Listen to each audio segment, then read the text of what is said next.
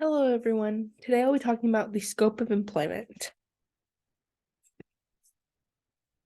What is the scope of employment? The definition is the scope of employment is a law concept that is used to describe the vast span of activities, conducts, and duties that reasonably an employee is expected to perform as part of their job.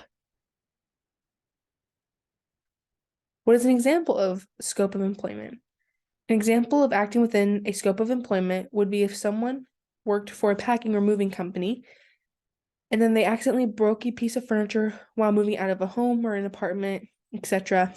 This would be an example of acting within the scope of employment because that is expected to possibly happen while working in that specific job or field.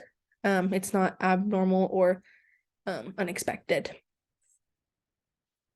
Was this in the scope of employment? Last week in one of our case studies, we had a case called Cockrell versus Hurley River Valley Water Supply District. This case dealt with Sandra Cockrell, who was arrested for suspicion of driving under the influence by Officer James. This led to inappropriate instances involving Officer James coming on to Cockrell. This case was taken to court by Cockrell coming for Officer James' employer, saying they owed her for the actions of their employee, Officer James. Would this case involving Officer James be under the scope of employment in this case? No, Officer James was not acting under the scope of employment.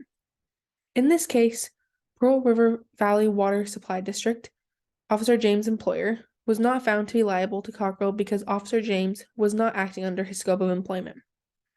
Because it is not typical, expected, nor predicted that an officer would force themselves on a civilian in this job, Pearl River Valley Water Supply District is not responsible because Officer James, was not acting under his scope of employment.